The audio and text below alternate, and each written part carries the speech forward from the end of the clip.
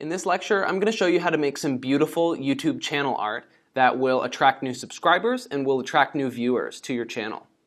To start, I'm going to click the More square and scroll down to the Social Media section.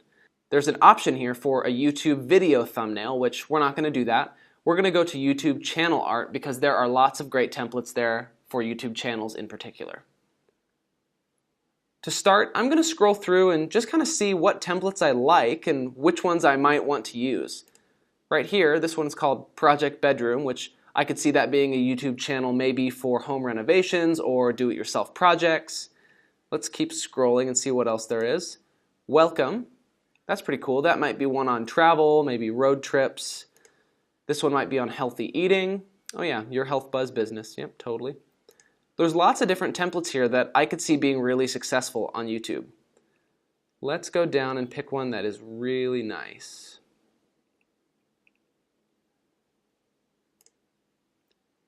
I like this one a lot. Maybe you live in San Francisco and you like to post all about things that are San Francisco, all the things that make San Francisco. Let's look for the Golden Gate Bridge here because you might notice that watermark right there, Canva. That means this image is a paid image that we'll have to pay for. But let's see if there are any free images of the Golden Gate Bridge. This one right here, whoops, undo. This one right here is a great example that we could just paste right in, and look at that. The Golden Gate Bridge is in the backdrop of our design, and in just a moment it will show up as full resolution. Right now it looks really pixelated, but it will eventually.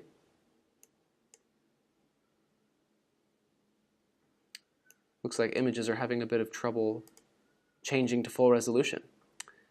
Regardless, this design looks pretty good. However, I don't really like how the text is kind of blending in with the background. It's too bright.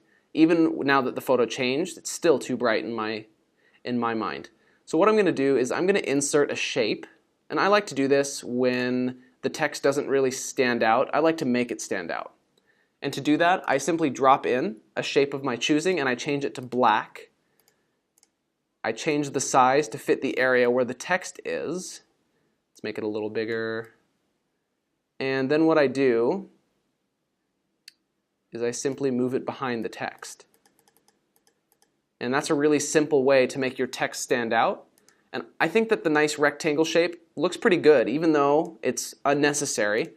I think it looks pretty good.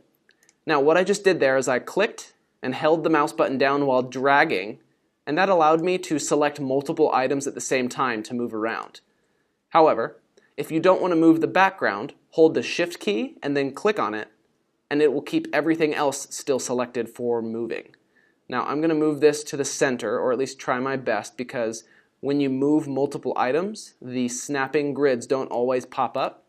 This looks pretty good. However, I want to make this a little bit darker. It doesn't look like I can change the transparency because this image comes in already semi-transparent, but what I can do is I can make another one. So I can center it on the image that it is and move it back again behind the text. And look at that.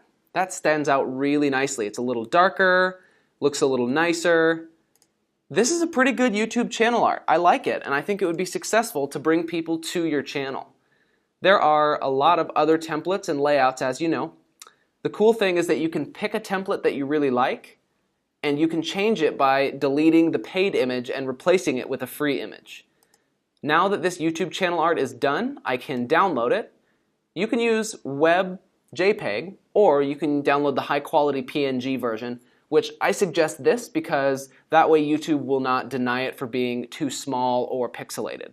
I would highly recommend downloading it in PNG every time, because that way when you download it, you can guarantee that it will be high quality and it won't get compressed, because a JPEG is a compressed picture image. So PNG is the way to go if you want to maintain the consistency of the resolution of your photo. That's what I would recommend, and now you know how to create a YouTube channel art using Canva.